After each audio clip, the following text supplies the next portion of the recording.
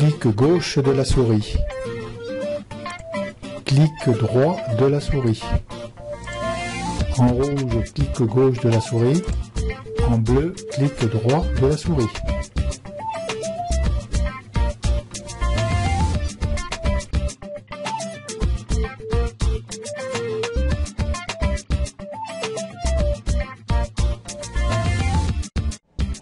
Bonjour et bienvenue sur Photo JLR. Une vidéo d'intro pour vous expliquer le fonctionnement de Camera Raw. Camera Raw est un petit logiciel qui vient en complément de Photoshop pour traiter vos fichiers RAW, fichiers de photos brutes des appareils de photo. Donc pour ouvrir Camera Raw, soit vous passez directement par l'image, soit vous pouvez passer par Bridge. Donc je clique deux fois sur Bridge pour ouvrir Bridge et j'avais préparé quelques photos en haut ici. Donc après, pour ouvrir une photo avec Camera Raw, soit vous faites deux clics sur la photo et Photoshop s'ouvrira et ensuite Camera Raw, soit vous pouvez faire un clic droit directement sur la photo et ouvrir dans Camera Raw. Voilà la photo qui est ouverte en Camera Raw. Donc cette photo est vraiment sous-exposée et je vais vous montrer comment on peut rattraper une photo comme ça. Donc déjà là, il n'y a pas de balance de blanc dans une photo RAW, donc il faut travailler sur la balance de blanc. Donc vous avez différentes balances de blanc qui sont ici, vous avez une personnalisée qui est là, que je vous montrerai dans les futurs didacticiels comment la créer. Et celle que j'emploie le plus, c'est la lumière naturelle. Donc ici la balance de blanc n'a pas fait grand chose, parce que comme on est vraiment surexposé. Alors en haut, vous avez l'écrêtage de votre photo. Donc si vous activez l'écrêtage de votre photo, vous voyez, donc là, sur les blancs, on est vraiment assez fort, et sur les foncés, par contre, il n'y a rien du tout. Donc, avant de travailler votre photo, la première chose qu'il faut faire après la balance de blanc, c'est créer un instantané. Donc vous cliquez sur le dernier petit icône et ensuite en bas, vous avez l'instantané. Donc moi, vous pouvez le nommer le nom que vous voulez. Moi, je le nomme 01, vous pouvez le nommer début. Donc nous avons créé notre instantané. Nous revenons ici sur l'icône de réglage de base et nous allons jouer sur l'exposition de la photo, vu qu'elle est surexposée. Donc voilà, on ramène la surexposition et on voit d'ailleurs l'écrêtage qui s'en va, et on revient quand même, on rattrape pas mal sur cette partie-là. Ensuite, on va essayer de jouer un peu sur le contraste. Voilà, on peut rattraper un peu sur le contraste.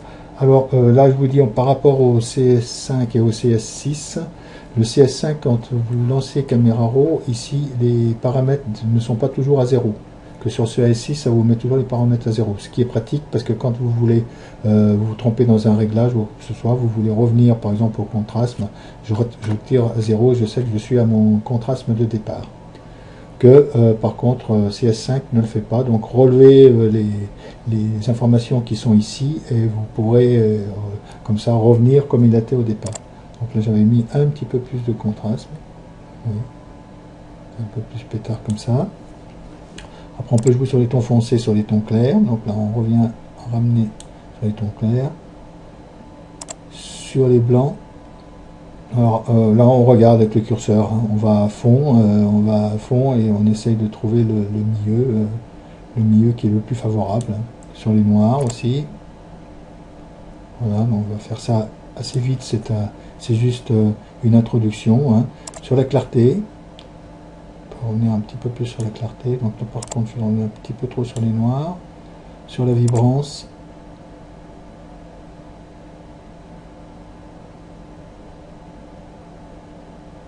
oui. Sur la saturation, oui. Donc voilà, déjà on a pas mal rattrapé. On peut recréer un petit instantané, donc on va le créer l'instantané 02. Ok, donc on revient sur la première instantanée. Vous voyez, bon, la différence, il y a vraiment une très grosse différence déjà au départ. Donc on revient de nouveau là-dessus et on passe les courbes de tonalité, on les a déjà fait ici, ça, je vous montrerai sur des logiciels futurs. Les détails, on peut jouer un tout petit peu sur le rayon ici. Généralement, pour avoir beaucoup de détails à votre photo, pour la mettre sur Internet, hein, ou la faire passer sur Internet, il vaut mieux baisser le rayon pas mal et augmenter le grain. Gagner sur le gain, gagner beaucoup, et vous voyez, ça ressort, votre photo est beaucoup plus pétarde. Ça, c'est bon pour le net, hein. Par contre, à l'impression, des fois, c'est moins bon. Ensuite, on peut jouer sur les couleurs. Donc, on va travailler que sur ces 4 icônes là pour la présentation, hein. Donc, sur les couleurs, vous avez la teinte, la saturation et la luminance.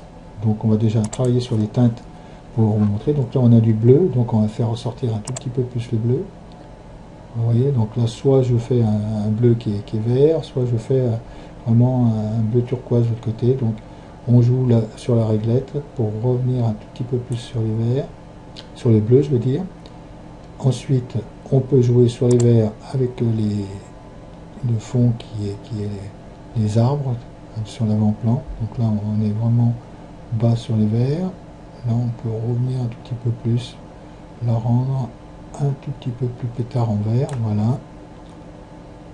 Sur les violets, on doit pouvoir...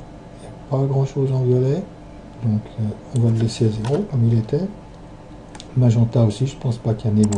Il y a vraiment rien du tout. On laisse à 0. Par contre, il doit y avoir un peu de jaune en avant-plan. Là, vous voyez, on voit sur ici, là, c'est ici on travaille là, hein, sur le jaune ici. Donc là, on a un jaune un peu plus. Donc on peut essayer de remettre un petit peu plus de vert sur ce jaune. Et donc après, on peut faire sur les saturations, on peut faire la même chose, hein. On repasse sur un bleu qu'on va un peu plus saturé, vous voyez déjà la différence, hein. Sur les verts aussi, on va essayer de rejouer un tout petit peu. Bon, ça c'est une démo vite fait, hein, pour vous montrer. Et ensuite luminance aussi, on va retourner un peu sur les bleus. Alors, on va donner un peu plus de luminance, hein, voilà, là c'est pas mal, on arrive à avoir un beau bleu ici. Bon, le blanc qui est au fond, le reflet blanc, je trouve que dans la photo, ça c'est compatible, hein, on ne pourra pas tellement rattraper ce blanc là, ou si on peut le rattraper avec des autres outils qui sont là-haut, que je vous montrerai comment on peut éventuellement revenir ici avec un peu plus de bleu.